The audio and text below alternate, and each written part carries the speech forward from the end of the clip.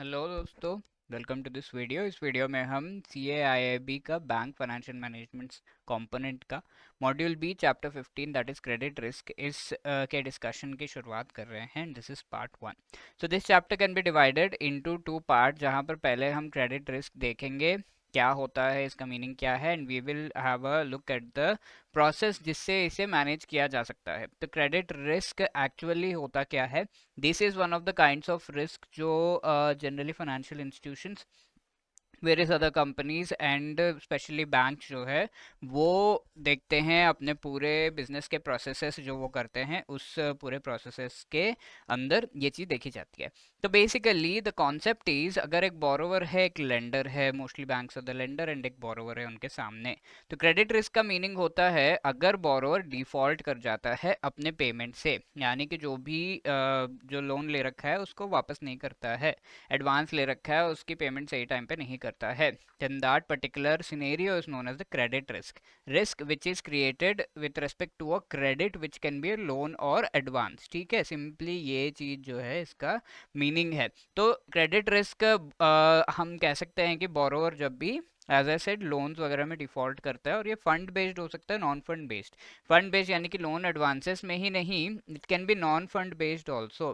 ठीक है, जहां पर लेट से बैंक ने एक सेलर से रिलेटेड, सेलर बायर है, तो बायर से रिलेटेड बैंक ने गारंटी दे दी है कि हाँ अगर ये पे नहीं करेगा तो आई विल पे।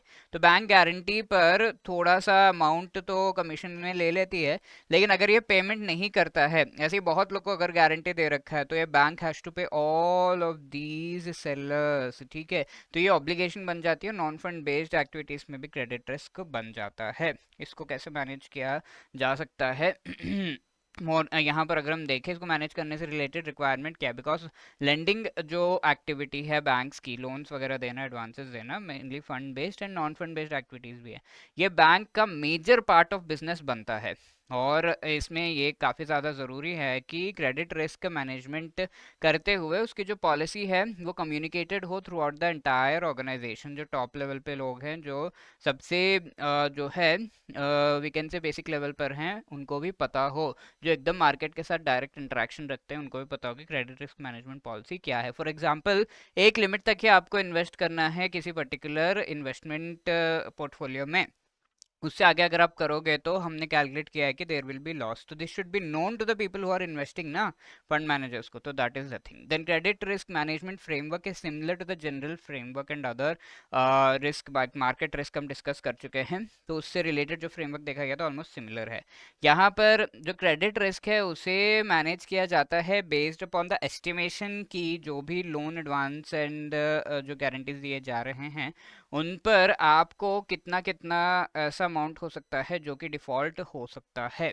ठीक है, so there is certain risk attach to all of these kinds of defaults and all. तो ये रिस्क को जब आप कैलकुलेट कर लोगे, देन इस रिस्क को क्वांटिफाई करने के बाद उससे रिलेटेड जो उसके सामने जो जितना भी safety in the form of capital maintain करना होगा, this we have seen already कि जब भी रिस्क होता है तो द बैंक या financial institution maintain some capital. तो उस चीज को जब आप कैलकुलेट कर लोगे तो इतना तो कैपिटल आपका प्रोडक्टिव बिजनेस में नहीं जा रहा है।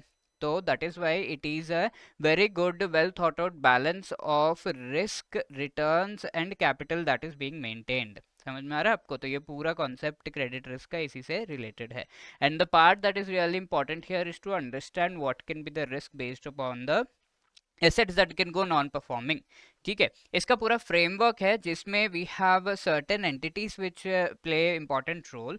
ईच एंड एवरी एंटिटी का रोल क्या है वो हम देखेंगे। बोर्ड ऑफ डायरेक्टर्स है, उनके नीचे risk management committee which have a direct interaction with the board of directors, and एक तरीके से बोर्ड ऑफ डायरेक्टर्स इन्हें गाइड करते हुए पूरे कंपनी को स्टीयर करते हैं एक तरीके से। Credit policy committee, credit risk management committee, जिसका कोर वर्क ही है कि क्रेडिट रिस्क रिलेटेड जो भी पॉलिसीज हैं, स्टैंडर्ड्स, उनको सेट किया जाए।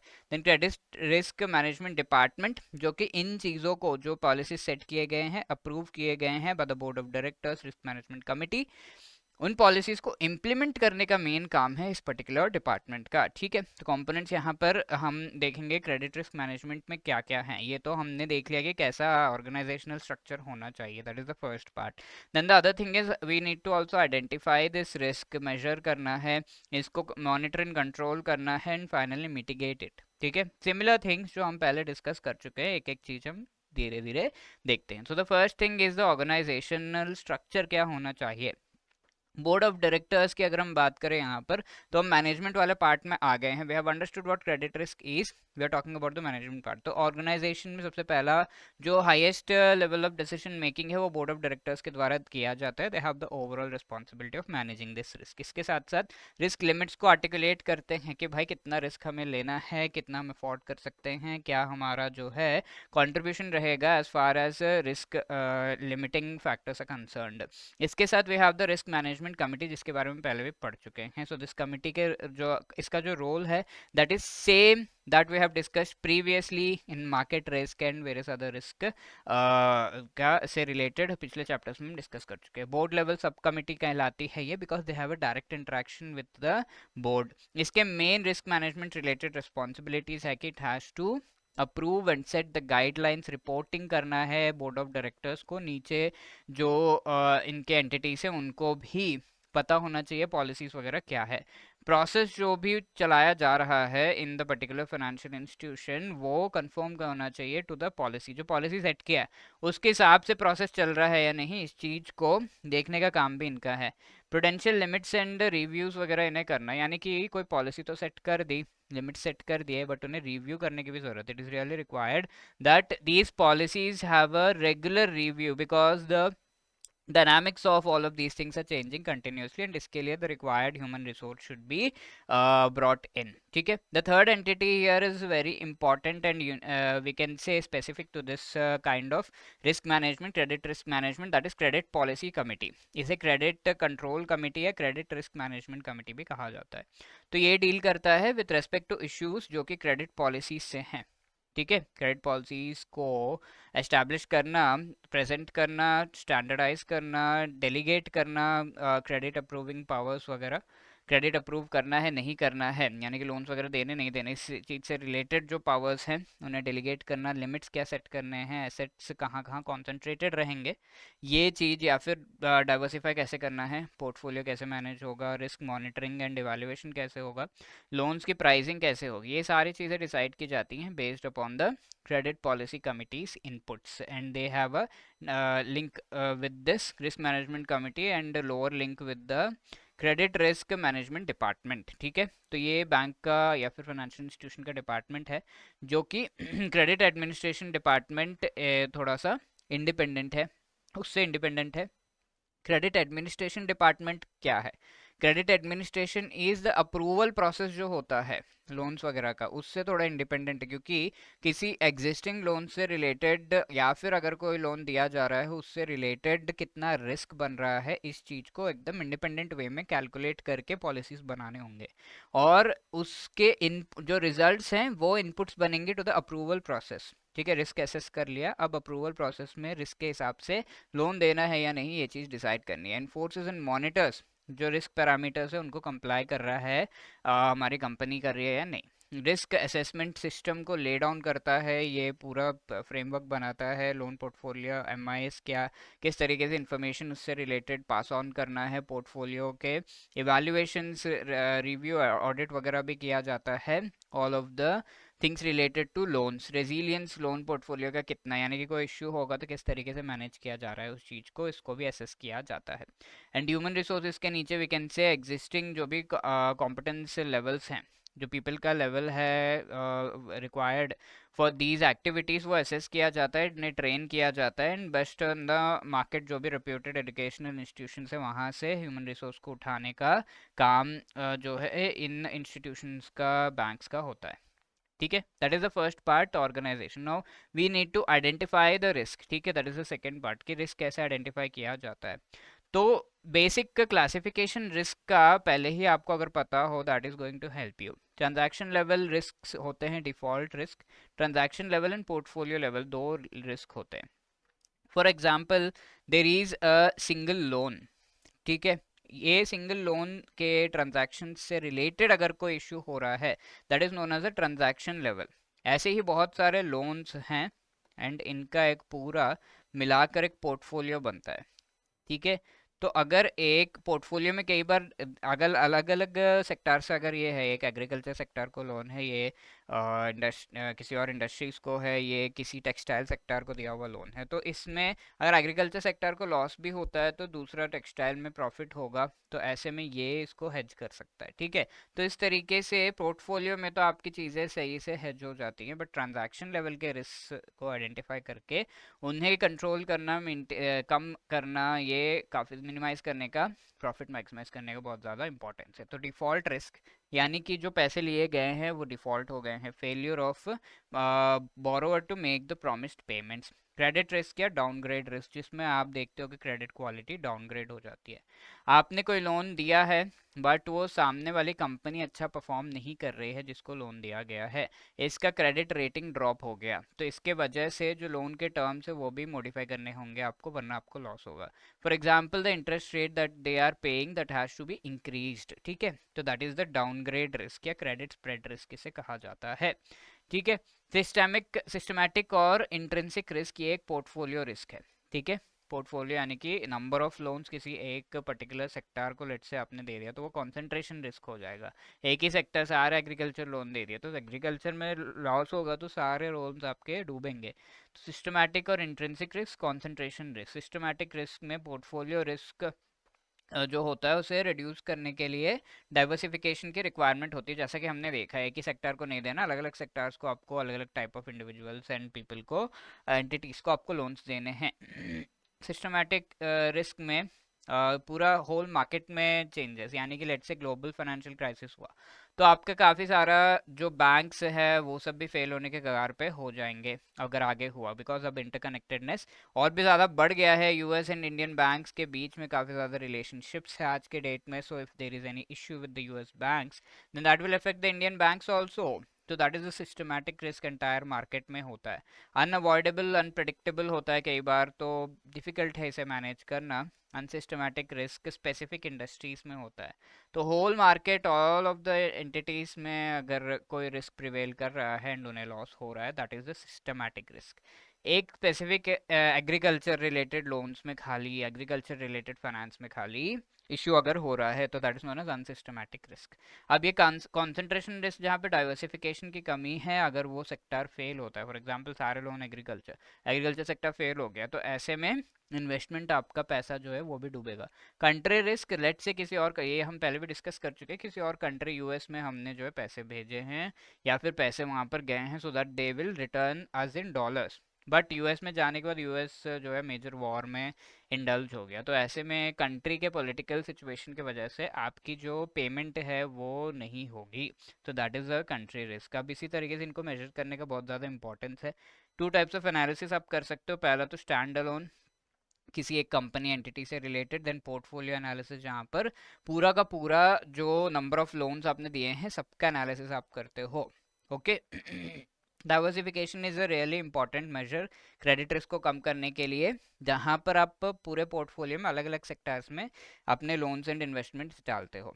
काउंटर पार्टी रिस्क भी अराइज होता है अगर सामने वाला, ये काउंटर पार्टी रिस्क क्या है, जैसे आप लोन की बात करते हो तो बैंक्स में ऑल्सो भी गिविंग देयर मनी, अपना मनी बॉन्ड्स वगैरह में डाल रहे होंगे, बट अगर एक कॉर्पोरेट बॉन्ड्स है एंड ये कंपनी चलती नहीं है तो ये एक काउंटर पार्टी रिस्क है, और वो पेमेंट अगर नहीं करते तो काउंटर पार्टी रिस्क ट्रांजिएंट कहलाता है, यानी कि हमेशा नहीं होता, बट आपका क्रेडिट रिस्क, ये डिफॉल्ट रिस्क वगैरह जो है काफ़ी हद तक किसी भी लोन वगैरह में ज़्यादातर देखने को मिलता है। तो okay, that was risk identification. Types हमने देख लिया और उनको आइडेंटिफाई करना उन टाइप्स के नॉर्म्स के हिसाब से किया जा सकता है। अब रिस्क मेजरमेंट कैसे किया जाना है, क्रेडिट रेटिंग या स्कोरिंग के बेसिस पे किसी कंपनी को, इससे को अगर लोन दिया जाएगा तो कितना रिस्क इसमें है, कैसे मेजर करेंगे, इस कंपनी का क्रेडिट रेटिंग देखेंगे ना आप, है ना, या फिर आप देखोगे अनएक्सपेक्टेड एक्सपेक्टेड लॉसेस जो इस कंपनी को पहले हो चुके हैं हिस्टोरिकल डेटा निकालकर, उसके बेसिस पर फ्यूचर को प्रेडिक्ट करोगे दिस। ठीक है, so our discussion will be around this part, this which looks much more logical. तो financial parameters, management, industry, business, सारे पैरामीटर्स को कंसिडर किया जाता है so as to assess the credit rating. इसके साथ साथ यू कैन ऑल्सो सी कि अलग अलग क्रेडिट डिफॉल्ट क्लासेस में आपके सारे जो एंटिटी से जिनको लोन दिया गया, लेट्स से पर्सन वन या फिर कॉर्पोरेट वन को लोन दिया है, कंपनी टू को लोन दिया है, थ्री फोर को लोन दिया है, तो इसका जो रिस्क है 40% है, इसका रिस्क 41% है, इसका 90% रिस्क है, ये 10% रिस्क है। तो ये अलग अलग कैटेगरीज के रिस्क है ना इनके, तो उसके हिसाब से इनके क्रेडिट रेटिंग होगी। तो based upon the credit rating let's say ये सम ए है, ये B1 है, ये लेट्स से C1 है या फिर ऐसा कुछ। ठीक है, A1 A2 A3 होता है मेनली शॉर्ट टर्म के लिए, let's say we are taking, तो A3 ऐसा है, ये भी A2 होगा, ये A3 रिस्क है, या फिर A4 रिस्क है, या फिर C रिस्क है, ठीक है, B रिस्क है, ऐसा।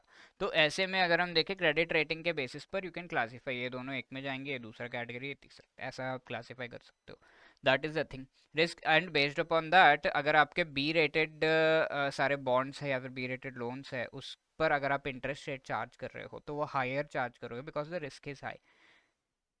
A2 पर थोड़ा ज़्यादा होगा इन कंपैरिजन टू A1, ये 8% है तो ये 10% होगा, ये 12% होगा, ऐसा। ठीक है, तो इसे रिस्क रिवॉर्ड पैरिटी कहा जाता है। दिस हेल्प्स इन डिफॉल्टर्स जो बोरोवर्स होते हैं उन सभी को रेटिंग कैटेगरी वाइज क्लासीफाई करने में हेल्प करता है। तो क्रेडिट रेटिंग मॉडल्स की अगर हम बात करें तो कैसे कैसे क्रेडिट रेटिंग को मेजर किया जा सकता है, तो ये डिफ्रेंशिएट करने में हेल्प करता है टॉप लाइन बॉटम लाइन के जो भी बोरोवर्स है उनको, जो हम ऑलरेडी देख चुके हैं। और ये credit rating actually does not depend on profit, कि लेट्स से आपने गवर्नमेंट सिक्योरिटी में दो सिनेरियोस देख लेते, गवर्नमेंट सिक्योरिटी में किसी बैंक ने पैसे डाले तो ये स्टेबल होगा तो क्रेडिट रेटिंग इसका काफ़ी हाई रहेगा, but it may not give high returns. ठीक है, रिटर्न्स कम होंगे, बट कॉर्पोरेट बॉन्ड में अगर आप पैसे डाल रहे हो तो it might not be that stable, इसका क्रेडिट रेटिंग कम होगा बट इसमें हाई रिटर्न्स मिलने के चांसेस हैं।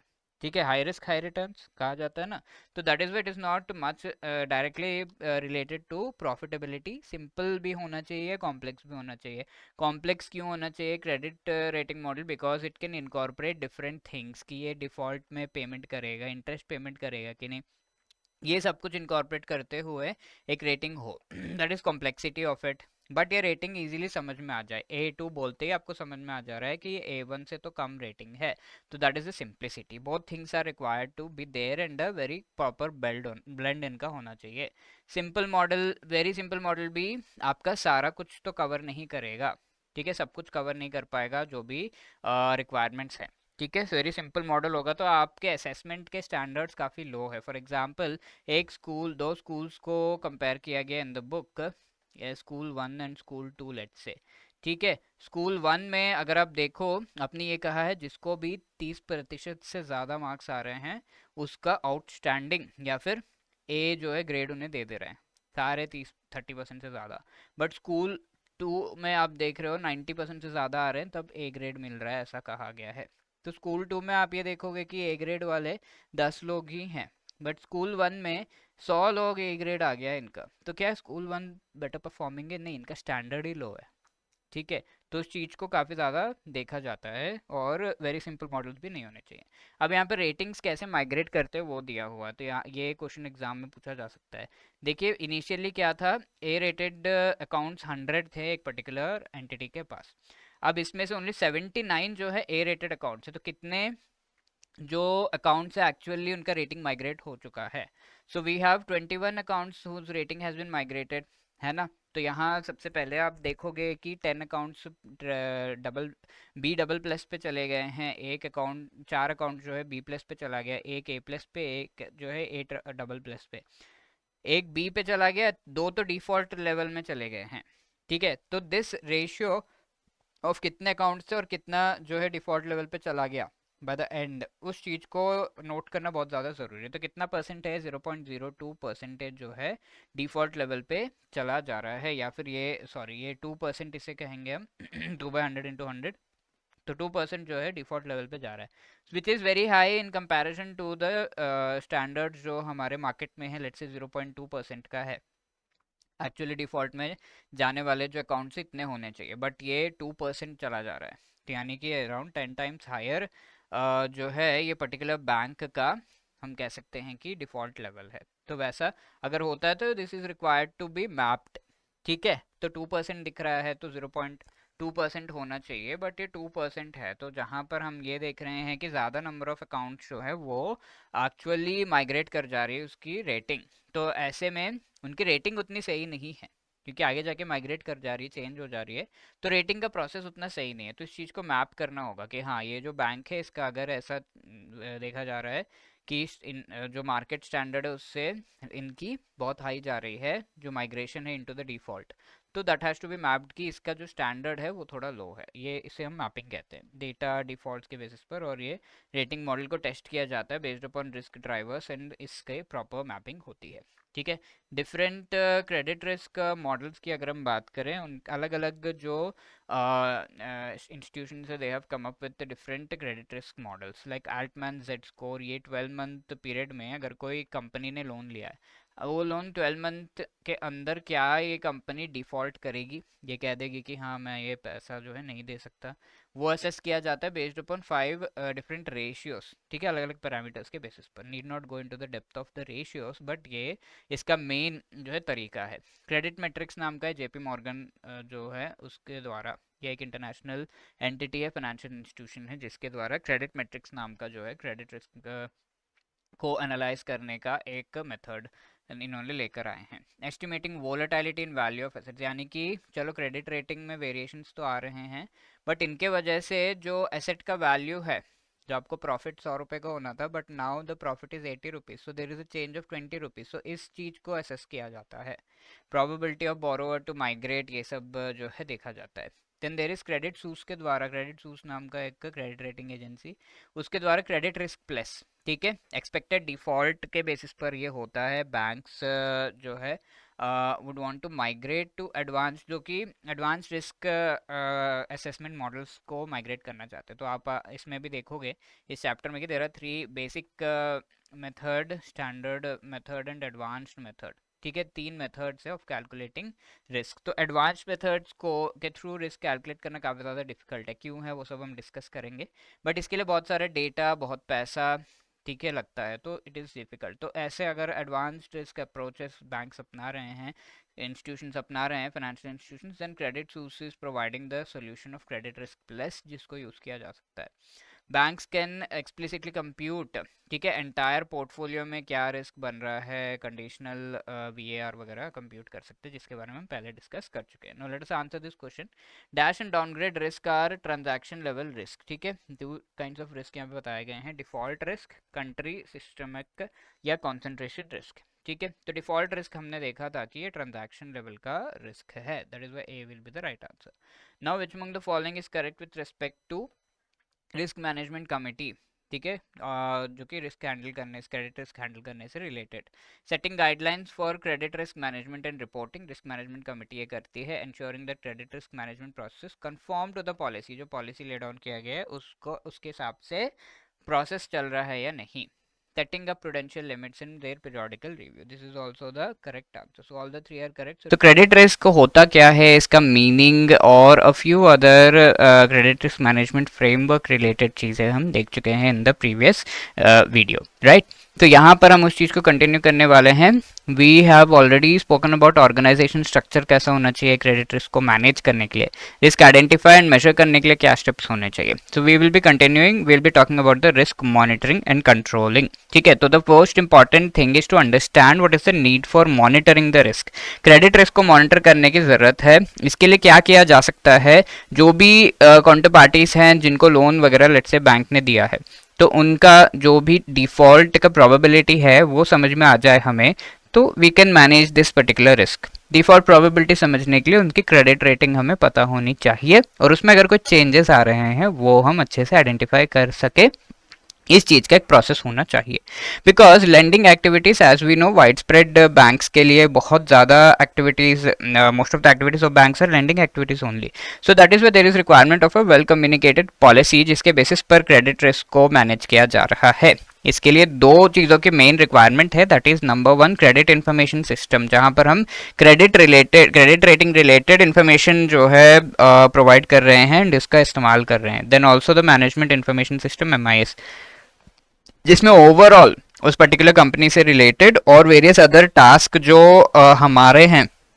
उनको इंक्लूड करके उन सभी चीज़ों का इन्फॉर्मेशन प्रोवाइड किया जा रहा है। इनका इन्फॉर्मेशन सिर्फ हम ये नहीं कह सकते हैं कि स्टैटिक इन्फॉर्मेशन पहले से हो, बट ये डायनामिक होना चाहिए। जो भी चेंजेस है उसके बेसिस पर रिव्यू होना चाहिए ये पूरा इन्फॉर्मेशन, एंड उसके बेसिस पर हमारे डिसीजंस भी रिव्यू होने चाहिए। फॉर एग्जांपल, हमने किसी को लोन दे दिया, हम in the sense let's say we are the bank, we have given loan to someone, हम उसे देख रहे हैं कि इसका ट्रेंड जो है डिफॉल्ट का वो ज़्यादा से ज़्यादा डिफॉल्ट की तरफ जा रहा है, तो ऐसे में we should be careful while giving the loan next time, and also we have to review our process. जो लोन गिविंग का प्रोसेस है, अप्रेजल, लोन अप्रेजल प्रोसेस इसे कहा जाता है, तो ये प्रोसेस में रिव्यू करने की जरूरत है।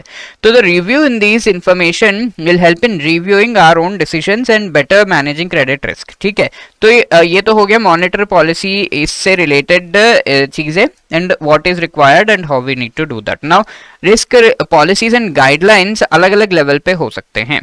फॉर एग्जाम्पल, एक लोन आपने दिया, तो ये लोन का जो ट्रांजैक्शन आपने किया है लोन देने का, एंड देन लोन के इंटरेस्ट अमाउंट आपको रिटर्न होगा, and one more transaction is the principal amount at the end return होगा। तो ये ट्रांजैक्शन लेवल पर जो रिस्क है उससे आइडेंटिफाई करने का काम है, यानी कि एक इंडिविजुअल लोन या फिर इंडिविजुअल एसेट से रिलेटेड ये कैलकुलेशन जब भी करते हैं, that is known as the risk policies and guidelines at the transaction level. अब इस तरह का बहुत सारा large number of loans are there, इनका एक पोर्टफोलियो आपने बना लिया। ठीक है, पोर्टफोलियो बनाने का मतलब है इन सभी लोन्स को एक साथ लिया ताकि आप जो आपके लॉसेस है, प्रोबेबिलिटी आपकी जैसे से ये 90% लॉस का प्रोबेबिलिटी है, 10% है, तो यहाँ पर कम लॉस हो रहा है, ज्यादा प्रॉफिट आ रहा है, तो that can B hedged. Let's say यहाँ पर कोई लॉस नहीं हुआ, तो जब लॉस की प्रोबेबिलिटी हाई है तो रिटर्न आपको ज्यादा मिलेगा, तो इसके रिटर्न से आप बाकी चीजें हेज कर सकते हो। तो इस तरीके से एक पोर्टफोलियो बनाया जाता है। तो ये पोर्टफोलियो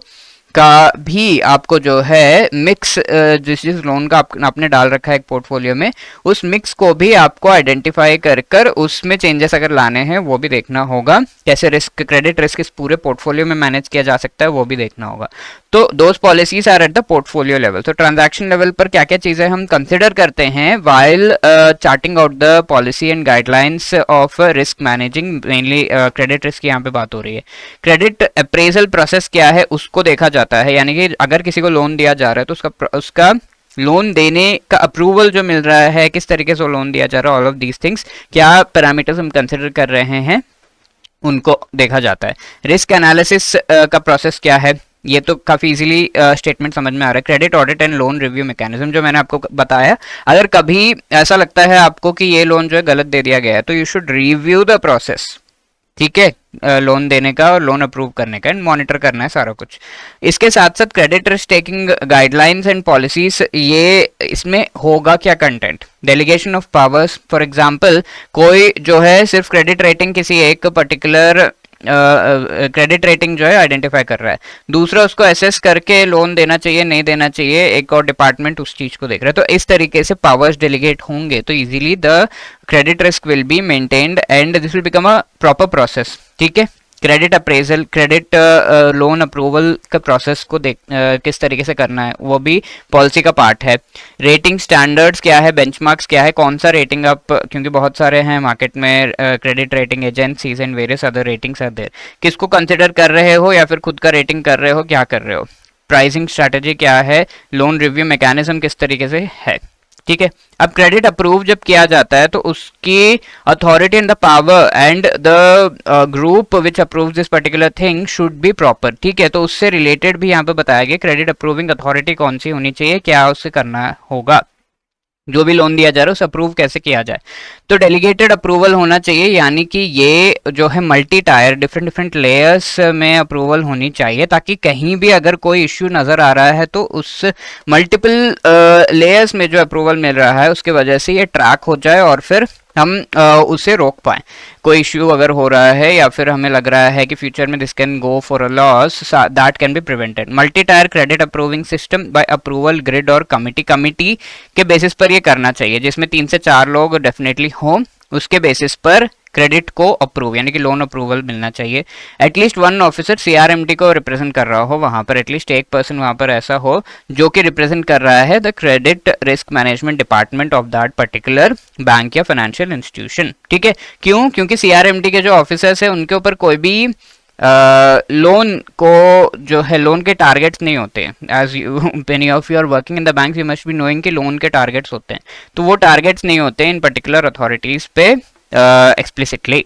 ठीक है, ये अप्रूव नहीं होने चाहिए अगर डाउटफुल है। ऑब्वियसली क्रेडिट वर्दीनेस बोरोवर का आपको पता है कि ये पे नहीं करेगा तो it should not be approved. Disagreement अगर कोई मेंबर्स का है तो उनके व्यूज रिकॉर्ड करके we should be taking care कि क्या ये वैलिड व्यूज है। ऑब्वियसली वैलिड होंगे बिकॉज एक्सपर्ट मेंबर्स हैं, तो definitely you should try to incorporate in the policy next time. ठीक है, अब क्रेडिट अप्रेजल यानी कि फाइनल अप्रूवल जो मिल रहा है that is on the basis of what is the meaning of credit appraisal? Technical feasibility, economic viability and bankability है इस पर्टिकुलर क्रेडिट को प्रोवाइड करने के लिए। ये सारी चीज़ें अप्रूव्ड हैं। टेक्निकल यानी कि आप इसको क्रेडिट को इतना जो है प्रोवाइड कर सकते हो क्या। इकोनॉमिक वायबिलिटी यानी कि इतना क्रेडिट प्रोवाइड करने के बाद क्या आप अपनी लिक्विडिटी, बैंक की लिक्विडिटी खुद मेंटेन कर सकते हो। Bankability is other functions of the bank effect अगर नहीं हो रहे हैं दैट। इसमें क्या क्या इंक्लूडेड होगा? एक तो बोरोवर के स्टैंडर्ड्स, उनके credit rating, procedure for analysing credit requirements को एनालाइज करने का, उनको वाकई इसकी ज़रूरत है, वो उसका प्रॉफिटेबल यूज़ करेंगे नहीं करेंगे। All of these things based upon their business and all can be analyse. Standards of presentation of credit proposals, financial covenants, rating standards क्या क्या हैं, रिस्क मॉनिटरिंग आप कर रहे हो या नहीं, एसेट्स का वैल्यूएशन किस बेसिस पे किया जा रहा है, ये सब देखकर पर्टिकुलर लोन या क्रेडिट प्रोवाइड करना है कि नहीं वो आप डिसाइड करोगे। और इसका बेनिफिट ये है कि ये अप्रोच जो है यूनिफॉर्म है, हर एक लोन के साथ ये प्रोसेस चलेगा and then that will give a very good result so that you are approving in a proper manner so that कोई इश्यू आगे जाकर ना हो। देन प्रूडेंशियल लिमिट्स, यहाँ पर अलग अलग चीज़ों से रिलेटेड कुछ लिमिट्स भी होने चाहिए। ऐसा नहीं कि हाँ देते जाओ लोन देते जाओ। ठीक है, not just loans but different things. What are the different things with respect to which limits होने चाहिए? पहली बात, ये सारा आपका जो है पॉलिसी में इंक्लूडेड होगा कि इसका ये लिमिट है, इसका ये लिमिट है, इससे ज़्यादा आपको लोन नहीं देना, इससे ज़्यादा आपको ये नहीं देना, इस तरीके से। प्रूडेंशियल लिमिट्स फॉर फाइनेंशियल और प्रॉफिटेबिलिटी रेशियोज। ठीक है, तो डिफरेंट रेशियोज होते हैं, debt equity ratio, current ratio, return on capital investment ratio, ये सारा। ठीक है, तो इसका एक लिमिट होना चाहिए। ठीक है, इससे ज़्यादा तो आना चाहिए, इससे कम नहीं होना चाहिए। ऐसा लिमिट्स होते हैं, मैक्सिमम मिनिमम लिमिट्स, दो शुड बी सेट। इसके साथ साथ क्रेडिट एक्सपोजर यानी कि कितने लोन्स देने हैं, एसेट कॉन्सेंट्रेशन यानी कि कौन से किसी लेट्स से आप सारे लोन्स एग्रीकल्चरल सेक्टर में फार्मर्स को ही दिए जा रहे हो तो ये कॉन्सेंट्रेशन हो गया। अगर कोई इश्यू हो जाता है एग्रीकल्चर सेक्टर में that will be affecting them. Large exposures, अगर आप बहुत लार्ज अमाउंट ऑफ लोन दे रहे हो, जैसे बड़े बड़े लोगों को लोन दिया गया वो लोग भाग गए, नॉट मेंशनिंग द नेम्स, तो ऐसा कुछ हो रहा है तो there should be limit on that also, so because that can be a problem for the bank. ठीक है, एक ही जगह पर इतना सारा लोन दे दिया, 10 साल बाद वो रिटर्न हो रहा है तो प्रॉफिट ही क्या होगा बैंक को। और इसके साथ साथ अगर वो कोई डिफॉल्ट होता है तो बहुत बड़ा issue. And maturity profile of the loan book, यानी कि लोन्स की मेच्योरिटी कब कब हो रही है उसके बेसिस पर कोई मिसमैच तो नहीं हो रहा, अपने लायबिलिटीज पर आप पेमेंट कर पा रहे हो या नहीं सही टाइम पे। Then rating standards and benchmarks are also part of the policy. Credit rating, credit risk का असेसमेंट आप किस तरीके से कर रहे हो, what should be the frequency, quarterly, biannually, यानी कि 6 मंथ्स या 3 मंथ्स में तो आपको करना ही चाहिए। एंड ये रेगुलर एक्सरसाइज से, रेगुलर प्रोसेसेस हमारे जो होते हैं उससे डीलिंग करके इस चीज को करना होगा, यानी कि इंडिपेंडेंटली करना होगा सो दैट अनबायस्ड व्यूज इसमें आए इस चीज से रिलेटेड, रेटिंग से related, because that is a very important thing. Implications, अगर रेटिंग चेंज हो रहा है तो क्रेडिट क्वालिटी, लोन लॉसेस वगैरह आपके जो है चेंज होने लगते हैं, दो ज़्यादा इम्प्लीकेशंस। एंड ये सारा जो क्रेडिट रिस्क को असेस किया जा रहा है वो किया जाना चाहिए along with the loan review function. ठीक है, क्रेडिट रिस्क किसी कंपनी का एसेस कर रहे हो तो वो अपडेट होता रहेगा, तो क्वार्टरली या 6 मंथ्स में आप करोगे। और ये लोन रिव्यू यानी कि लोन अगर किसी को दे रखा है तो उस पर डिफॉल्ट होने के चांसेस है क्या, नहीं है, और इसके बेसिस पर क्रेडिट लोन के अप्रूवल के प्रोसेस को हम चेंज करें तो that is called loan review function. उसके साथ में क्रेडिट रिस्क भी आपको रिव्यू करते रहना चाहिए, examined by the loan review group. ठीक है, इसके साथ साथ अगर देयर इज अ माइग्रेशन या चेंज इन द जो क्रेडिट रेटिंग है चेंज हो रहा है तो वो रिस्क मैनेजमेंट ग्रुप के द्वारा इस चीज को देखना चाहिए और इसको प्लेस करना होगा इन front of the credit risk management committee. ठीक है, तो ये चीज है, यानी कि आप क्रेडिट रिस्क एंड लोन देने के प्रोसेस को जो है पॉलिसी का पार्ट बनाओ और उसको रिव्यू करते रहो, that is the crux of all of these things. Now risk pricing, अगर there is any risk then you should maintain some capital in front of that, है ना। अगर कोई लोन अगर डिफॉल्ट होने का रिस्क है, आपने दे रखा है वो लोन, बट उसके सामने आपको कैपिटल मेंटेन करना होगा, तो what should be this particular capital amount that you need to maintain. ये बेस्ड होना चाहिए, अगर ये काफ़ी ज़्यादा वीक है यानी कि डिफॉल्ट होने के चांसेस ज़्यादा है तो हाई प्राइसिंग और ज़्यादा कैपिटल आपको मेंटेन करना होगा। इसके अलावा कोलेटरल आप क्या रखे हो, किसी भी लोन में अगर हाई कोलेटरल है तो ज़्यादा कैपिटल मेंटेन करने की ज़रूरत नहीं है, कोलेटरल कम है या नहीं है तो you have to maintain more capital so that you can cover up the loss अगर आपको हो रहा है। अकाउंट की value, length and value of relationship कैसा है, उसके बेसिस पर आप ये जो रिस्क के सामने कैपिटल मेंटेन कर रहे हो वो आप मेजर एंड एसेस कर सकते हो। Now the next part is credit control and monitoring at the portfolio level। वो तो ट्रांजैक्शन एक क्रेडिट एक लोन से रिलेटेड हो गया। अब पोर्टफोलियो लेवल पर क्या क्या चीजें आपको करनी होंगी, what is the meaning, what are the features. This deals with portfolio पर रिस्क, ठीक है, जो हम ऑलरेडी डिस्कस कर चुके हैं, उस पूरे पोर्टफोलियो पर लॉसेस। ठीक है, यहाँ हेज हो रहा है, 2-3 लोन्स में आपको जो है प्रॉफिट मिल रहा है बट ये दोनों में आपको लॉस हो रहा है। ठीक है, लेट्स से 500 यूनिट्स का लॉस हो रहा है, यहाँ 100 प्रॉफिट हो रहा है, तो ऐसे में this portfolio is not going to generate a net profit, isn't it. तो ये चीज आपको देखना होगा and review all of these things. ठीक है, that is the thing. Mix जो है पोर्टफोलियो में अलग अलग लोन्स का, that has to be varied.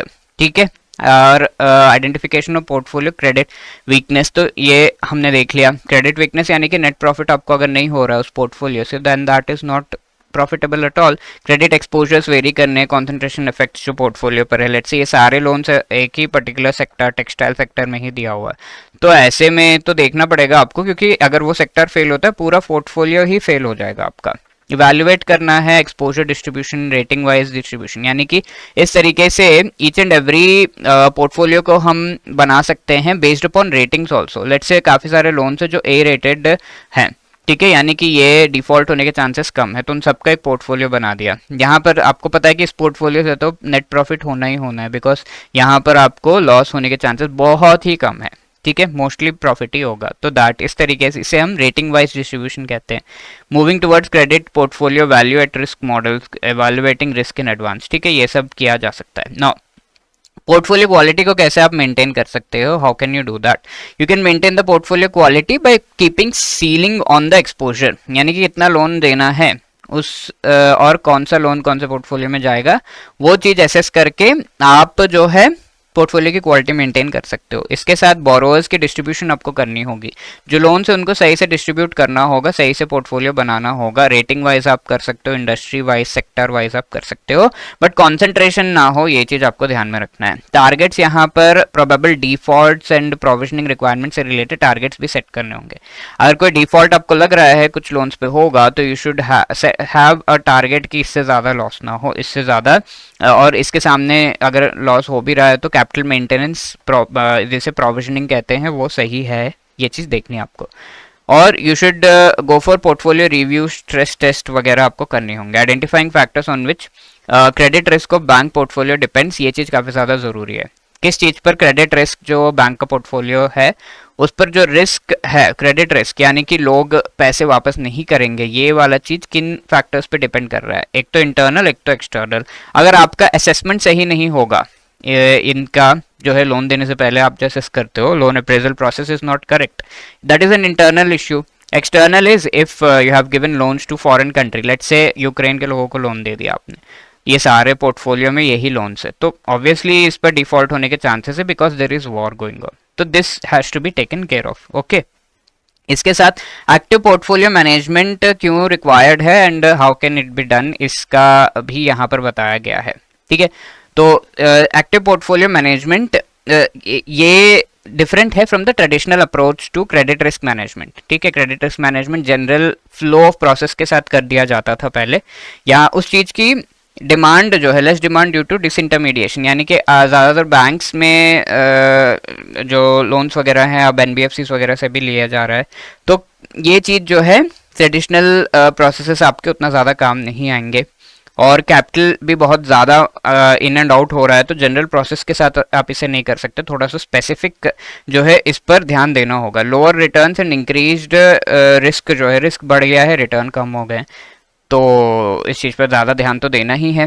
That is why traditional method आप यूज़ नहीं कर सकते, जो नॉर्मल प्रोसेस के साथ हम रिस्क देख लेंगे बस, नहीं, आपको एक्टिव क्रेडिट पोर्टफोलियो मैनेजमेंट करना होगा।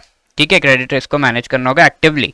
पास थ्रू सर्टिफिकेट, सिक्योरिटाइजेशन ट्रांजैक्शंस अगर किए जा रहे हैं तो उनसे रिलेटेड ये किया जा सकता है। और कैसे किया जा, सिक्योरिटाइजेशन के थ्रू आप एक्टिवली मैनेज कर सकते हो, तो वो कैसे होगा आगे हम सिक्योरिटाइजेशन पढ़ेंगे, then we will talk about it. Syndicated lending, जहां पर आप जो है पूरा 1 करोड़ रुपीस है, तो पूरा लोन आप नहीं दे रहे हो, 10 लाख दे रहे हो, but you are trying to get 1 crore from different institutions based upon your network. ठीक है, डिफरेंट बैंक से आप पूछोगे और ये लोन अमाउंट 1 करोड़ को लेट करोगे एंड दे दोगे। अगर ये 1 करोड़ लॉस होता है तो आपको 10 लाख का ही लॉस है, बाकी सारे को लॉस होगा दैट। ठीक है, इस तरीके से syndicated lending will help. Then project structured finance जो है आप प्रोवाइड कर रहे हो, wherein you are doing everything in a very structured manner. Then business transformation plan यहाँ पर अगर किया जा रहा है तो हाउ वी कैन इनकॉर्पोरेट, तो एक्टिव क्रेडिट पोर्टफोलियो मैनेजमेंट तो करना ही है,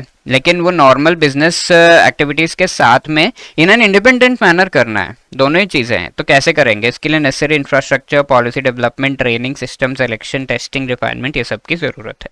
अब next process is the loan review management. तो इसका मतलब क्या है, नाम में ही लिखा हुआ है कि जो भी लोन्स आप दे रहे हो उसे रिव्यू करने से related they should be a process, यानी कि यू शुड नो कि किस तरीके से ये पर्टिकुलर लोन को अप्रेजल मिला हुआ है, कंफर्मेशन मिला हुआ है, और इसके बाद इस पर्टिकुलर लोन के साथ होना क्या है, ये चीज़ आपको डेफिनेटली अच्छे से पता होनी चाहिए, है ना। तो that should be taken care of, और ये लोन रिव्यू मैनेजमेंट का पार्ट बन जाता है। इसे हम क्रेडिट ऑडिट भी कहते हैं, यानी कि लोन्स जो दिए गए हैं वो प्रॉपर बेसिस पर दिए गए हैं या नहीं, यानी कि सोच समझ के दिए गए हैं या नहीं, ये चीज़ कॉन्स्टेंटली इवैल्यूएट करना है आपको। लोन बुक को इम्प्रूवमेंट्स लाने हैं अगर there are required. Large value के जो लोन्स आपने दिए हैं तो उसको बहुत ही इनको मेनली रिव्यू करने की ज़रूरत पड़ती है।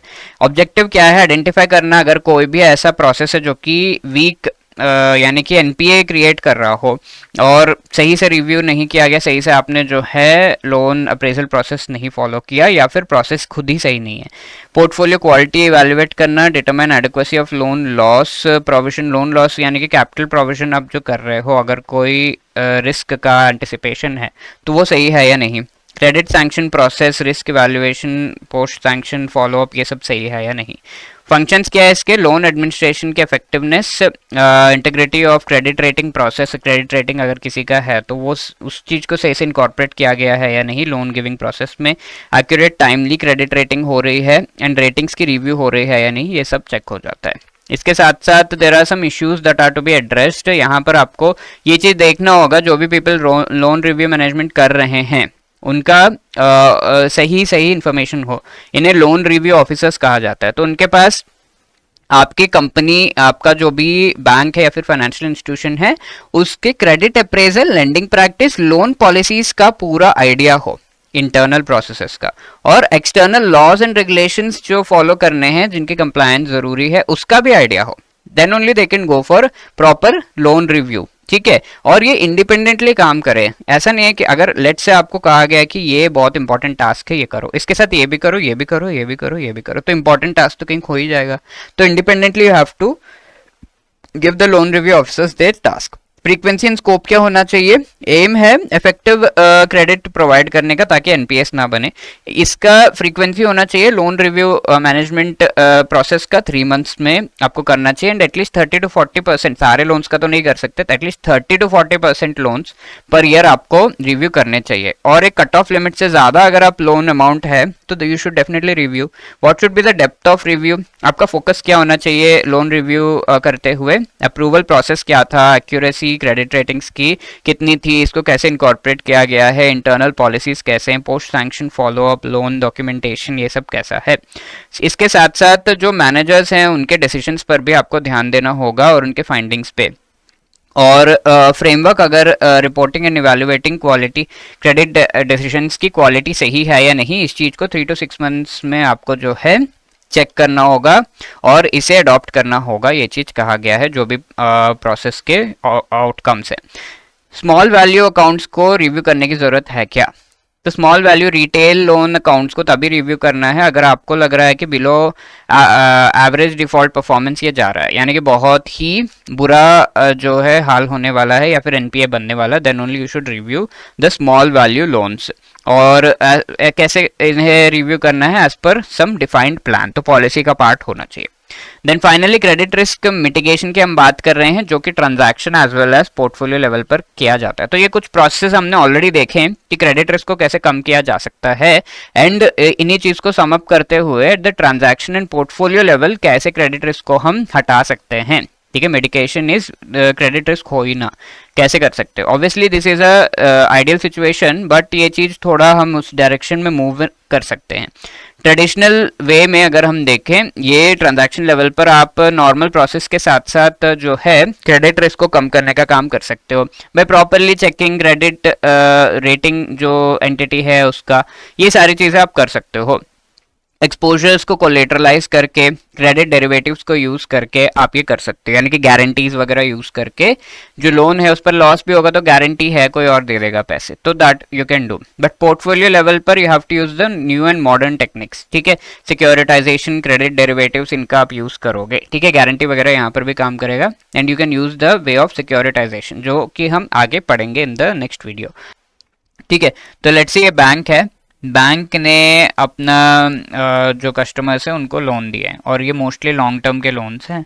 और लोन जब भी बैंक देता है, लेट्स से 2 लोगों को एक को दिया फिर 2 को दिया, दोनों को लोन दिया, तो लोन जब भी बैंक देता है तो इसका जो बैलेंस शीट है उसमें वो एसेट साइड पर आप इस लोन को जो है नोट डाउन कर लेते हो, बैंक नोट डाउन कर लेता है ना। और इसके बाद होता यह है कि इसके सामने इसको इंटरेस्ट पेमेंट, छोटे छोटे पेमेंट्स आते रहते हैं, फिर principal amount after so many years आता है। तो ये लोन जो है बैंक के लिए एक तरीके से एक इलिक्विड एसेट है, जिसका जहां पर हम ये कह सकते हैं कि बैंक का पैसा फंसा हुआ है लोन में। तो that is the thing. Now इसका इम्प्लीकेशन क्या है? What is the effect of it? Let's say a third person comes और बैंक के पास इतने पैसे नहीं है, लायबिलिटीज नहीं है कि वो लोन का जो है एसेट क्रिएट कर सके वन मोर टाइम। तो बैंक इज अनेबल टू पे दिस थर्ड पर्सन, इसको लोन जो है देने का लायक बैंक ब्रांच नहीं रहता है, बिकॉज ऑब्वियसली द मनी जो है वो ऑक्यूपाई किया हुआ है एंड काफी सालों तक ये ऑक्यूपाइड रहेगा because loan has been given. तो what can bank do here? What are the implications? यहाँ पर जो कॉन्सिक्वेंसेस है वो है रेपुटेशनल लॉस होता है बैंक का कि ये अरे ये लोन नहीं दे पा रहा, और बिजनेस लॉस भी हो रहा है क्योंकि ये थर्ड पर्सन यहाँ नहीं तो किसी और बैंक के पास तो जाएगा ही। तो what actually the bank does so as to free up the space in its balance sheet, also liquid funds जो है वो अवेल करके इसको प्रोवाइड करने के लिए क्या करता है bank? Bank goes for a process called securitisation.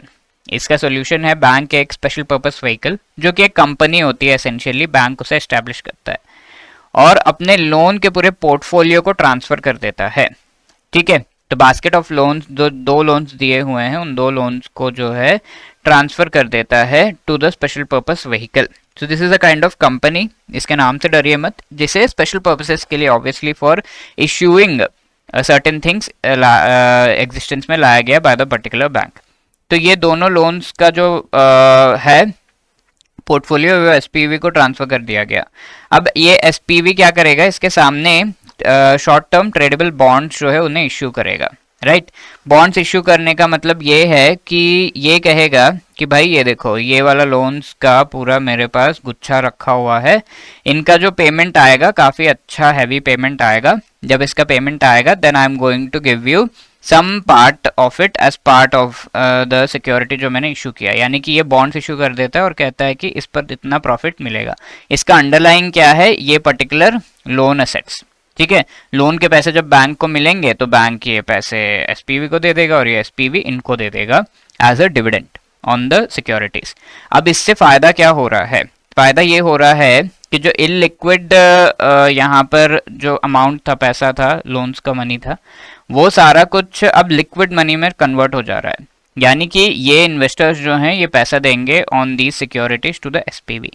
ये एसपीवी पैसा बैंक को ट्रांसफर कर देगा और ये पैसा एक्चुअली बैंक इस थर्ड पर्सन को भी लोन दे सकता है।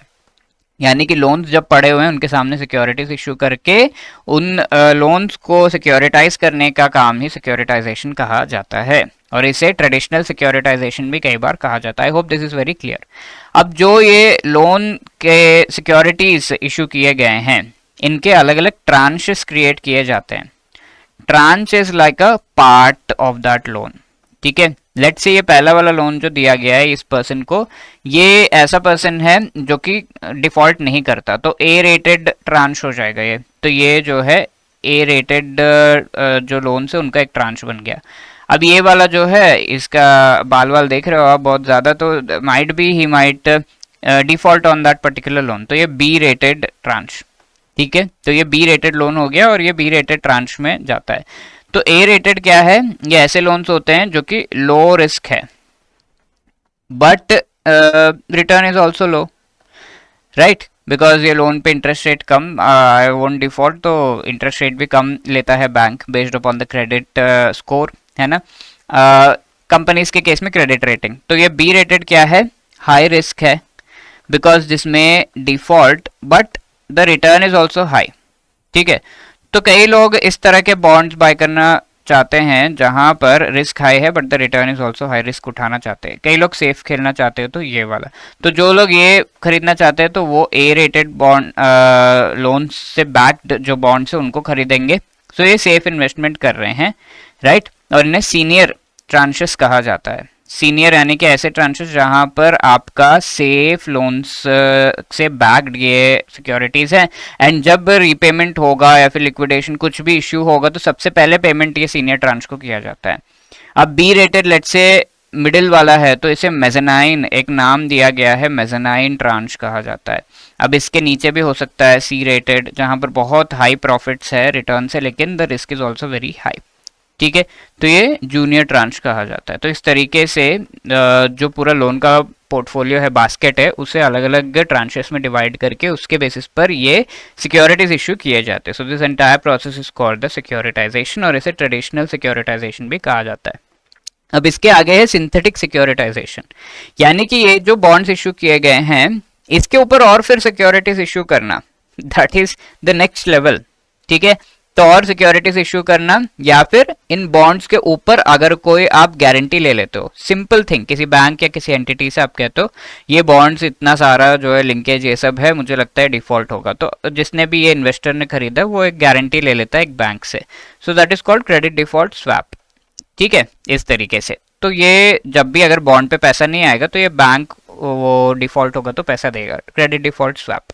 तो ये होगा, या फिर ये तो फंड बेस्ड हो गया जहां पर पैसे जो है क्रेडिट डिफॉल्ट स्वैप इसे खरीदना पड़ता है, तो पैसे देकर ये क्रेडिट डिफॉल्ट स्वैप खरीदता है। अब कई बार इस सिक्योरिटी के सामने और भी सिक्योरिटीज इशू किए जाते हैं तो उन्हें क्रेडिट लिंक्ड नोट्स कहा जाता है। ठीक है, तो और सिक्योरिटी इशू करने का मतलब है ये देखो ये जो सिक्योरिटी है इस पर मुझे पैसे मिलेंगे, तो ये बंदा जो है और सिक्योरिटीज, ये पर्सन और सिक्योरिटीज इशू कर देता है, अपने नाम से और सिक्योरिटीज इशू कर देगा। तो ऐसे में क्या होगा, जब ये और सिक्योरिटी इशू करेगा तो ये इस पर जब पैसे आएंगे तो ही विल से कि I will pay you on this securities, और इन्वेस्टर्स उसमें पैसा लगाएंगे। या फिर ये जो क्रेडिट डिफॉल्ट स्वैप जिसने इशू किया है ये सिक्योरिटीज इशू कर देगा कि ये लोन पे पैसे आने वाले हैं एंड उससे जो है आपको पैसे मिल जाएंगे। इस तरीके से ये अपना रिस्क को कवर करता है क्रेडिट लिंक नोट इशू करके। तो don't worry, credit link note आगे हम पढ़ेंगे इसको। Guarantee by protection seller issued by protection seller to credit link note investors. ठीक है, तो ये हम पढ़ेंगे, क्रेडिट डिफॉल्ट स्वैप भी पढ़ेंगे। तो आई होप एक आइडिया लग गया, यानी कि जो ये फाइनल सिक्योरिटीज हैं जो ऑलरेडी कई ज्यादा इतना ज्यादा जो है बैक्ड एसेट्स के ऊपर है, इस पर और सिक्योरिटीज या फिर प्रोटेक्शन को बाय कर लेना, that is known as the synthetic securitization. अब इसमें कई सारे टर्म्स है, for example asset backed commercial paper जो ये इशू किया जाता है, दिस विल बी कॉल्ड, और 1 ईयर या लेस के जो एसेट्स हैं उनसे बैक्ड होता है, यानी कि लोन्स जो है 1 ईयर या उससे कम के टर्म के होते हैं मोस्टली। अब कई बार ये होता है कि इसमें 3 ट्रांचेस हमने देखे, ठीक है, तो जूनियर ट्रांच जो है इसमें सबसे लो रेटेड सी डी वाले जो हैं, डी तो नहीं होगा बट एटलीस्ट सी वाले यहाँ पर जो है हैं जिसपे हाई रिटर्न्स के चांसेस है। तो ऐसे में लेट्स से ये जो नंबर 1 वाला पर्सन है इसने बैंक को लोन लौटा दिया, तो ये पैसा ये एसपीवी को देगा, ये एसपीवी ये पेमेंट जो इन्वेस्टर्स हैं उनको देकर ये सी रेटेड वाले जो बॉन्ड्स इशू किए गए हैं उन पर पेमेंट दे देगा। तो ये बॉन्ड्स क्लोज हो गए, यानी कि रिस्क कम हो गया, तो इसे क्लीन अप कॉल कहा जाता है, यानी कि सबसे लीस्ट रेटेड जो बॉन्ड्स है उन्हें क्लोज डाउन कर देना whenever some payment of the loan is received, that is called clean up call। अब सिंथेटिक लोन में ये क्या होता है, ये किया और फिर आगे जो ये सिक्योरिटीज इशू किए गए हैं तो इस पर्टिकुलर क्रेडिट डिफॉल्ट स्वैप को खत्म कर दिया जाता है, क्योंकि ये सिक्योरिटी पे पेमेंट ही आ गया है तो क्रेडिट डिफॉल्ट स्वैप जरूरत नहीं है, या फिर क्रेडिट लिंक लोन पर जो नोट पर जो भी पेमेंट है वो करके क्लोज कर दिया जाता है। तो एक्सटिंग्विशेस क्रेडिट प्रोटेक्शन। अगर यहाँ पर आपको क्रेडिट एनहांसमेंट करना है, यानी कि आपको लेट्स से ज्यादा पैसे उठाने हैं फ्रॉम द मार्केट, तो आप वो कैसे कर पाओगे, आप गारंटी अगर दे रहे हो कि ये जो लोन है एसेट्स है बैक्ड है वो लोन्स पर बहुत ज्यादा कोलेटरल है तो सेफ्टी महसूस होगी, तभी आप कह सकते हो सामने कि ये जो लोन है जिसके बेसिस पर ये सिक्योरिटी इशू किया गया, ये सिक्योरिटीज के पीछे जो लोन्स हैं वो काफी ज्यादा कोलेटरलाइज्ड है तो यू कैन पे मोर। तो collateralised is extra protection to investors provide करता है, तो ओवर कोलेटरलाइजेशन के थ्रू आप क्रेडिट एनहांस कर सकते हो, यानी कि ज्यादा पैसे उठा सकते हो from the market and give to the bank. I hope that is very clear. So these are the things with respect to securitization. A few things more जहाँ पर RBI ने अपने मास्टर सर्कुलर डायरेक्शन दिया है 2021 में, और इसमें RBI ने कहा है कि जो भी कंपनी इस तरीके से जो सिक्योरिटाइजेशन कर रहा है, जो बैंक से सिक्योरिटाइजेशन कर रहा है, एसपीवी सिक्योरिटाइजेशन कर रहा है, तो दे हैव टू रिटेन थोड़ा जो है रिटेन करना है लोन जो सिक्योरिटी से उनको 100 सिक्योरिटीज इशू किए इस एसपीवी ने, तो सारे के सारे 100 मार्केट में नहीं बेचने हैं, उनमें से थोड़े आपको खुद अपने पास रिटेन करना है, ताकि अगर कोई इशू होता है इन सिक्योरिटीज में तो आपका भी उसमें हाथ रहे, यानी कि आपका भी लॉस हो। तो इसके वजह से आप थोड़ा अकाउंटेबिलिटी दिखाते हैं, ठीक है, एसपीवी अकाउंटेबिलिटी दिखाता है, वरना तो नहीं। तो इसके लिए मिनिमम रिटेंशन रिक्वायरमेंट बताया गया है। लोन्स अगर 24 मंथ के यानी कि 2 साल या उससे कम के हैं तो 5% बुक वैल्यू, 5% ऑफ दीज 100 में से एटलीस्ट 5 सिक्योरिटीज आपको खुद बाई करने होंगे, अपने पास रखने होंगे।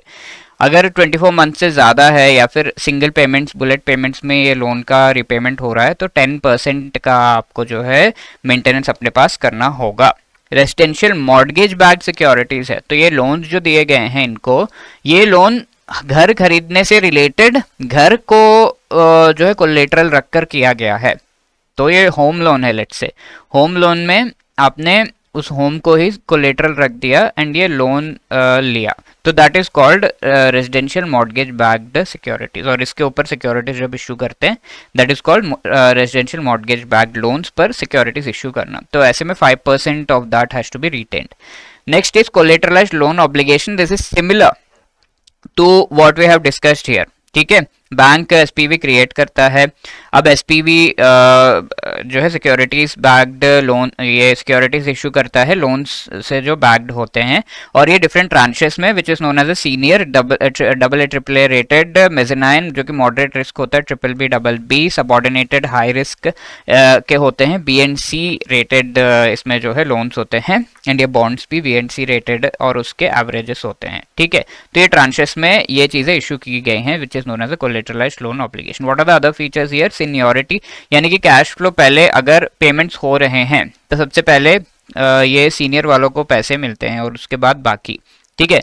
तो डिफॉल्ट जब भी होता है तो इनको लॉस होता है। डिफॉल्ट होने पर भी जो भी पैसे आए हैं उन पैसों को सीनियर ट्रांचेस वालों को दिया जाता है, then mezzanine, then subordinated, so that is the flow. इसके बाद सीनियर सीएलओ पेपर्स यहाँ पर जो है इनको जो भी सिक्योरिटीज इशू किए जाते हैं वो हाई लेवल ऑफ डिफॉल्ट को विथस्टैंड कर सकते हैं। कोई भी डिफॉल्ट होता है तो इनको लॉस होता है, नीचे वालों को, हाई रिस्क वालों को, क्योंकि उनके जो सामने लोन्स हैं वो डिफॉल्ट होते हैं मेनली।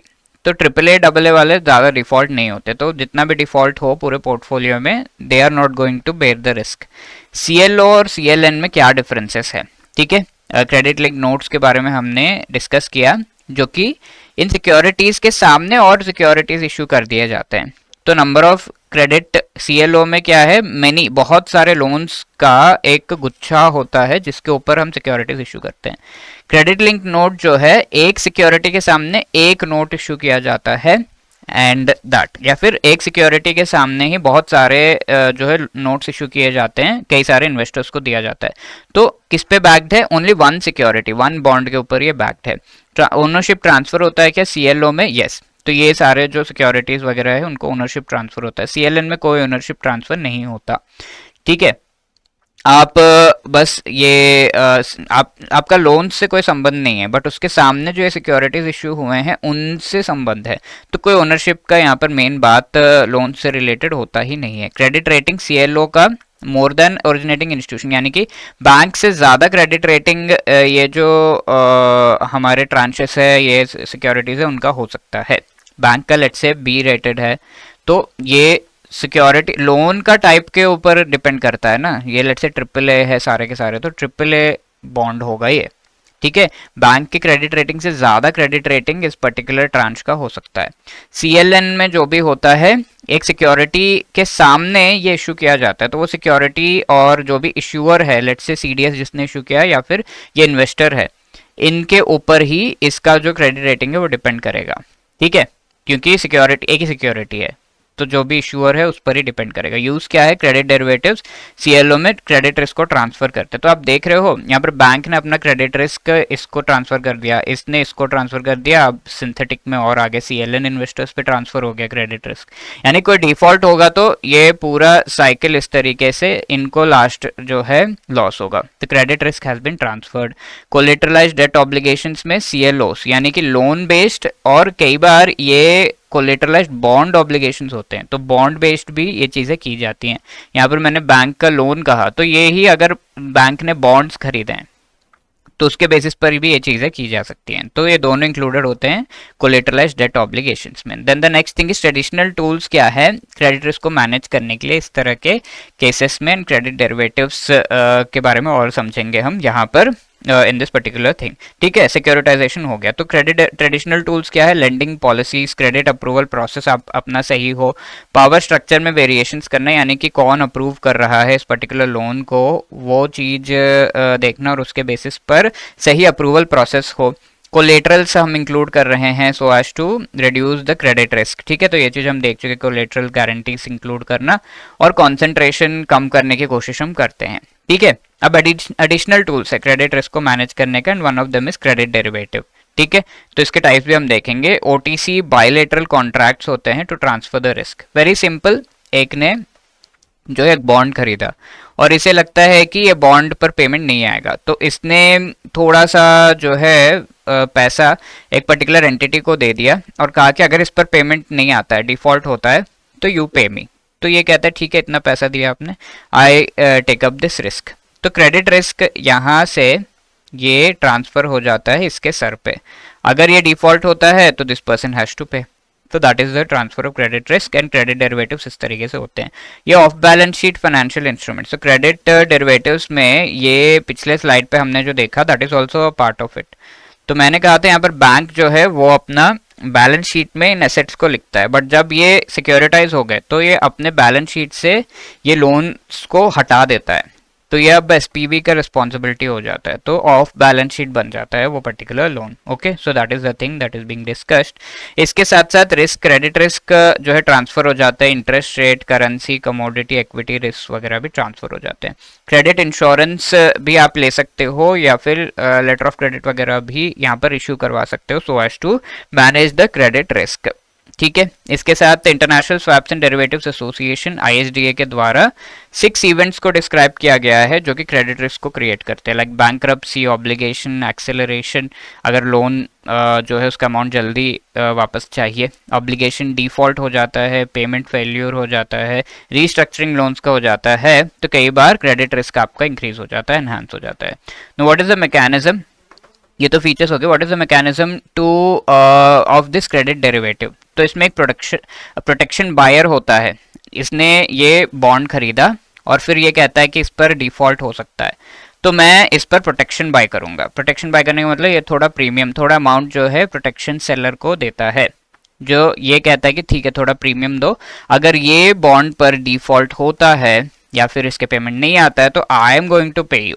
तो क्रेडिट इवेंट आपका यहाँ पे कवर हो गया है। ओके तो सेटलमेंट यहाँ पर दो तरह से हो सकता है, फिजिकल सेटलमेंट हो सकता है या फिर कैश सेटलमेंट। तो फिजिकल सेटलमेंट में क्या होता है, I am going to cover you, ये क्या कहता है, पूरा बॉन्ड जो है वो मुझे दे दो और आपको जितना भी पैसा मिलना था वो सब मैं आपको दे दूंगा, दैट। अब कैश सेटलमेंट का मतलब है इस बॉन्ड पे मुझे 100 रुपीज प्रॉफिट होना था बट मुझे 80 रुपीज का प्रॉफिट खाली हुआ, तो ये कैश सेटलमेंट में सेलर कहता है ठीक है no problem, I will give you 20 rupees, आपका जो भी लॉस हुआ है वो मैं आपको दे देता हूँ। तो that is cash settlement, only the difference दिया जाता है, कोई physical transfer of the bond नहीं होता, ठीक है।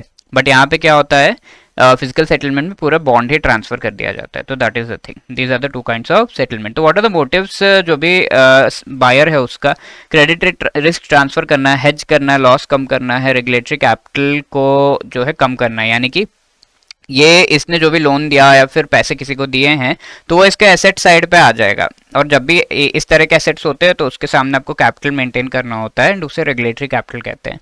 तो जब एसेट से हट जाएगा because you have transferred the risk, तो ये कैपिटल भी मेंटेन करने की इसके सामने जरूरत नहीं है, जैसा कि हमने बैंक के केस में देखा था। पोर्टफोलियो मैनेजमेंट बेटर हो जाता है, और प्रोटेक्शन सेलर्स के लिए क्या है, यील्ड एनहांसमेंट। कई बार ये सोचते हैं कि पैसे मुझे मुफ्त में मिल रहे हैं, यहाँ पर डिफॉल्ट शायद होगा नहीं, तो ये स्पेकुलेट करते हैं। आर्बिट्रेज इस चीज की होती है, डाइवर्सिफाई करते हैं क्रेडिट रिस्क को इन डिफरेंट वेज, ठीक है। इसके साथ the types we are seeing now credit derivatives के बहुत सिंपल है। क्रेडिट डिफॉल्ट स्वैप में देयर इज अ पर्सन जो कि इस पर्टिकुलर लेट्स से ये पर्सन ने ये बॉन्ड खरीदा है, तो इसे विश्वास नहीं है कि इस बॉन्ड पर उसे पेमेंट मिलेगा, इसने इससे खरीदा, रेफरेंस ऑब्लिगेशन इश्यूअर, यानी कि बॉन्ड को इसने इश्यू किया है, विश्वास नहीं है कि ये पेमेंट करेगा इस पर्टिकुलर बॉन्ड पे, ठीक है। तो वो सिक्योरिटी यहाँ पर इसके सामने जो है प्रोटेक्शन भी बाई कर लेता है।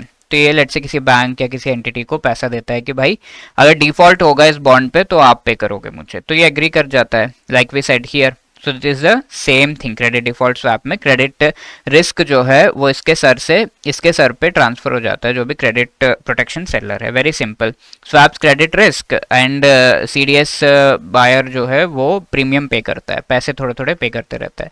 ये 2008 के फाइनेंशियल क्राइसिस का रीजन था, बिकॉज इसमें क्या हुआ था, बहुत लोगों ने डिफॉल्ट कर दिया था और सारे बैंक्स ने हजारों लोगों को ऐसे जो है CDS दे दिया। सबका पेमेंट कैसे कर पाओगे आप, नहीं हो पाया, तो फिजिकल या कैश बेसिस पर इसे सेटल किया जाता है, जैसा कि हमने यहाँ पर डिस्कस किया। Okay, now moving to the next the various features, उसके बाद हम नेक्स्ट टाइप देखेंगे वेरियस फीचर्स जो इसके हैं and what are the regulatory requirements, वो सब हम देखेंगे। इंडिया में अगर हम देखें तो दो तरह के एंटिटीज को क्रेडिट डिफॉल्ट स्वैप करने के लिए अलाउ किया गया, retail user and non retail user. Retail users only for hedging, यानी कि ये खुद जो है क्रेडिट डिफॉल्ट स्वैप को खरीद सकते हैं, but non retail users hedging as well as other purposes, यानी कि प्रॉफिट कमाने के लिए भी खरीद सकते हैं, यानी कि ये बाय भी कर सकते हैं एंड इश्यू भी कर सकते हैं। इश्यू करने पे उन्हें कमीशन पैसा मिल रहा है ना, प्रीमियम मिल रहा है, तो वो this is other purpose. But hedging is somebody is buying it, सिर्फ खरीद रहे हैं उसे सो दैट उनका लॉस कम हो। अब इन यूजर्स को क्लासिफाई किया गया, नॉन रिटेल यूजर्स कौन कौन हो सकते हैं, insurance companies, pension funds, alternate investment fund, mutual funds, portfolio investors, stand alone primary dealers, NBFC, HFCs जिनका 500 करोड़ या उससे ज्यादा का नेट ओन फंड है, रेजिडेंट कंपनी जिनका नेट वर्थ 500 करोड़ से ज्यादा है या फिर 500 करोड़ है, ठीक है। रिटेल यूजर्स जो भी नॉन रिटेल यूजर में लिस्ट में नहीं है वो सारे रिटेल यूजर्स कहलाएंगे, जो सिर्फ हेजिंग के लिए यानी कि सिर्फ बाई कर सकते हैं। डेट इंस्ट्रूमेंट्स कौन से एलिजिबल हैं यहाँ पर? कमर्शियल पेपर्स जिन पर ये क्रेडिट डिफॉल्ट स्वैप इशू किया जाता है, commercial paper, certificate of deposit, non convertible debentures, ये सब है 1 ईयर अप टू 1 ईयर के जिनका टेन्योर है। इंफ्रास्ट्रक्चर रिलेटेड हो सकते हैं, rated unrated, INR, corporate bonds, तो ये सब आपको पता है, इनके बारे में हम पहले डिस्कस कर चुके हैं। क्या एलिजिबल नहीं है? Credit enhance guaranteed bonds, bonds पर ऑलरेडी गारंटी है तो why do you need a credit default swap? Guarantee यानी कि किसी और ने कहा है कि अगर आपको बॉन्ड का पेमेंट नहीं आएगा तो वी आर गोइंग टू पे, दैट इज अ गारंटी, है ना। तो why you need again credit default swap? Convertible bonds, ऐसे बॉन्ड्स जो कि पेमेंट अगर नहीं आ पा रहा है तो उसे कन्वर्ट कर दिया इनटू इक्विटी, सिंपल।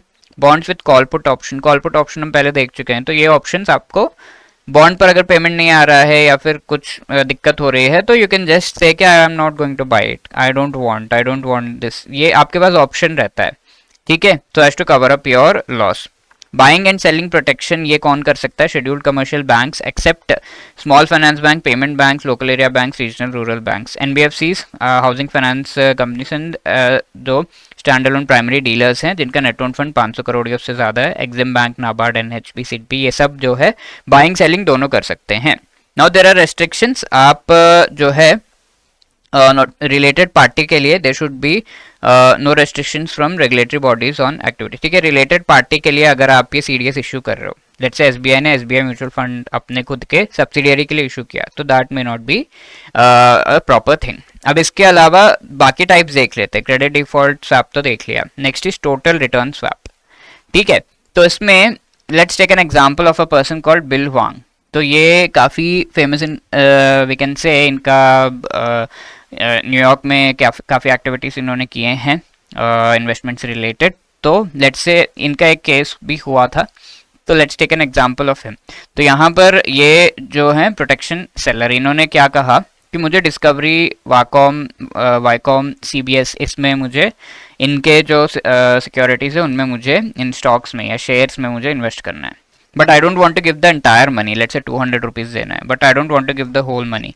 तो ये क्या करेंगे? गोल्डमैन सैक्स नाम के ये जो बैंक है उससे कांटेक्ट करेंगे, जो कि प्रोटेक्शन बायर यहाँ पे बनेगा, ठीक है।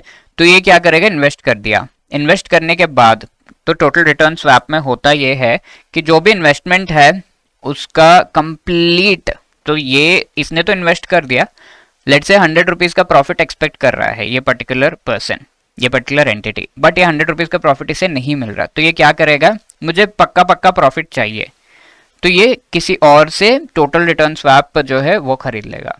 उसमें क्या होता है, इसके जो भी रिटर्न्स है वो सारे ये पर्टिकुलर पर्सन को जाने चाहिए, उसके बदले ये आपको थोड़ा सा फिक्स्ड प्रीमियम दे देगा। तो मैं 100, चलो मैं 100 दे देता हूँ, बट इसका जो भी रिटर्न 100 से ज़्यादा कम जो भी हो रहा है वो सब मुझे भेज दो, तो that is known as a total return swap. Total returns are swapped here, तो ये प्रीमियम 100 रुपीज़ इसको दे देगा जो इसका एक्सपेक्टेड प्रॉफिट था, बट इसमें ये इन्वेस्ट कर देगा और इसमें जो भी प्रॉफिट्स आएंगे, total returns, everything, all of that is given to Bill Huang, ठीक है।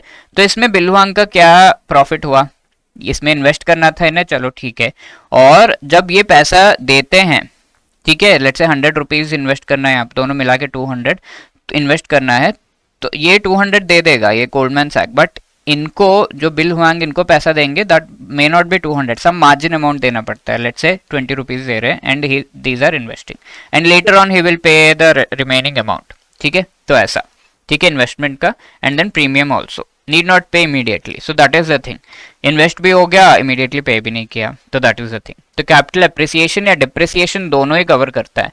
प्रॉफिट 80 रुपीज़ हो वो भी ये ट्रांसफर कर देगा totally from here to here, और प्रॉफिट अगर 120 रुपीज़ हो वो भी ट्रांसफर हो जाएगा, तो total return is going to be transfer. Capital appreciate या डिप्रिशिएट जो भी हो रहा है, इंक्रीज या डिक्रीज, इसके साथ साथ इंटरेस्ट एंड प्रॉफिट सारे भी ट्रांसफर हो जाते हैं, ठीक है। बीच बीच में इंटरेस्ट जो मिलता रहता है that is also totally transfer, तो that is why total return swap. Features, यहाँ पर प्रोटेक्शन बायर स्वैप करता है प्रोटेक्शन सेलर्स के साथ टोटल एक्चुअल रिटर्न। प्रीमियम, यहाँ जो इंटरेस्ट है वो अल्टरनेट रेफरेंस रेट्स जो हैं, क्योंकि इंटरनेशनल है ये ट्रांजैक्शन, तो लिबोर के अलावा बाकी जो अल्टरनेट रेफरेंस रेट्स है जिनके बारे में हम देख चुके हैं, तो उसके साथ में स्प्रेड। तो इंटरनेशनली कोई एक, जैसे इंडिया में रेपो रेट के बेसिस पर इंटरेस्ट रेट्स डिसाइड होते हैं, repo rate plus some spread, ठीक है, वैसे ही internationally some international rate plus spread, that is known as alternate reference rate.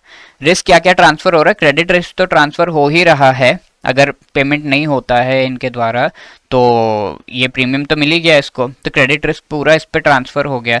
इसके साथ साथ मार्केट अप्रिसिएशन डेप्रिसिएशन यानी कि 80 होगा वो भी दिया जाएगा, और बाकी 120 भी। तो जो मार्केट रिस्क है, मार्केट के बेसिस पर अप्रिसिएशन डेप्रिसिएशन होता है, तो वो भी ट्रांसफर हो जा रहा है यहाँ पर। ठीक है, both the risk are transferred. इस केस में ओनली क्रेडिट रिस्क ट्रांसफर हो रहा था जो हमारा क्रेडिट डिफॉल्ट स्वैप है, बट टोटल रिटर्न स्वैप में market as well as credit risk are getting transferred. ठीक है, नेट सेटलमेंट फाइनेंशियल फ्लोस का होता है, पेमेंट मेथड यहाँ पर है, और यहाँ पे होता ये है कि नेट सेटलमेंट का मतलब क्या है? इसको लेट से 200 पे 250 रुपीज इस तरीके से प्रॉफिट मिला, इसको 100 रुपीज देना था, तो इसका नेट सेटलमेंट क्या है? Goldman Sachs is going to give Bill Huang 150 rupees, isn't it? Because इसको भी 100 रुपीज देना, तो that is called net settlement, पूरा पैसा नहीं देते हैं। अब ये क्रेडिट डिफॉल्ट स्वैप में प्रोटेक्शन, टोटल रिटर्न स्वैप में प्रोटेक्शन, इन्वेस्टमेंट, सारी चीजें, इकोनॉमिक हेड सब कुछ हो जाता है। फॉर्मूला क्या है? TRS is equal to interest flows जो है वो तो जाते ही हैं, final value of underlying exposure यानी कि 200 रुपए, and minus the original value of the underlying exposures, minus ये 250 रुपीज जो है वो उसमें से ये 200 रुपीज जो ओरिजिनल वैल्यू था उसे माइनस कर दिया जाता है, तो 50 rupees and then the other part जो इंटरेस्ट है वो दिया जाता है। इस तरीके से डिफरेंस जो इन्वेस्टमेंट में एक्स्ट्रा कम जो हुआ वो as well as the other part. तो नेट सेटलमेंट जो मैंने कहा, रेफरेंस एसेट यहाँ पे क्या होगा? Bond, loan, index, BSE, NSE, equity, ये सारे जो कमोडिटीज आपके रेफरेंस एसेट होंगे। यहाँ पे स्टॉक्स, शेयर्स की हमने बात की, वैसे ही बॉन्ड, लोन्स कुछ भी हो सकता है। The other one is credit linked note, very simple, credit default swap यहाँ पे इसने बाय किया इस पर्टिकुलर पर्सन से, और ये क्रेडिट डिफॉल्ट स्वैप सेलर ने क्या किया, इसके ऊपर एक और जो है सिक्योरिटी इश्यू कर दी। ठीक है, सिक्योरिटी के सामने इसको इमीडिएट पेमेंट मिल जाता है, और साथ के साथ अगर यहाँ पर इसका डिफॉल्ट होता है इस पर, तो पूरा का पूरा ये सिक्योरिटी ये इसको ट्रांसफर कर देता है कि भाई डिफॉल्ट हो गया है ये लो करके। ठीक है, इसको जो पेमेंट्स प्रीमियम में मिलते रहते हैं वो ये कूपन एंड प्रिंसिपल के बेसिस पर सीएलएन इन्वेस्टर्स को दे देता है इश्यू करके सिक्योरिटी, और ये लोग उसके सामने जो है जो भी पेमेंट है, इनिशियल पेमेंट है वो दे देते हैं। बॉन्ड खरीदते तो पेमेंट देते हैं ना, वैसा पेमेंट दे देते हैं। अगर डिफॉल्ट होगा तो पूरा इसके सर पे आने वाला था ना कि इसे पे करना है, तो वो नहीं होगा, ये पूरा इसको ट्रांसफर हो जाएगा, सीएलएन से जो पैसे लिए हैं वो पैसे यहाँ पर ये पे कर देगा, तो इसका डिफॉल्ट सीडीएस सेलर का कोई लॉस नहीं हो रहा है यहाँ पर।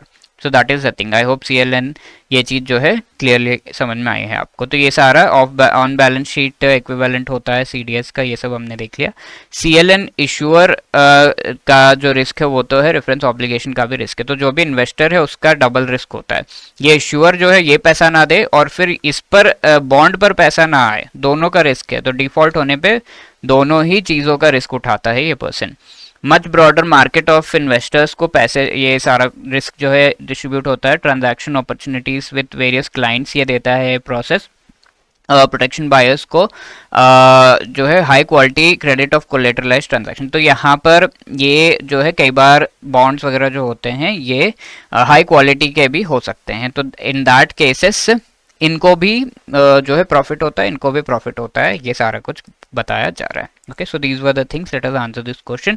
Dash is the process by which banks convert their illiquid long-term loans into short-term tradable bonds using the services of special purpose vehicle. ठीक है, securitization as we have already seen. Which among the following is the measure to maintain portfolio quality of investment by banks? Removing qualitative ceiling on aggregate exposure in specified rating categories. तो ceilings को कितना जितना ज़्यादा हम रखेंगे उतना easily हम credit risk को मैनेज कर सकते हैं, because there is a ceiling, you will limit your exposure या फिर लोन गिविंग थिंग। ये चीज़ हम पिछले वीडियो में देख चुके हैं। तो removing the quantitative ceiling is going to increase the risk. ठीक है, कोई सीलिंग नहीं है, धड़ाधड़ लोन दिए जा रहे हैं, तो that will increase the risk. तो evaluation of rating wise distribution of borrowers, yes this will decrease the risk. Industry wise sector wise monitoring करना, that will also decrease the risk. तो मेजर्स क्या लिए जाने चाहिए? ओनली 2 and 3, भैया first वाला नहीं लेना है, बिकॉज सीलिंग रिमूव कर दिया तो you are going to go for a loss. Thank you.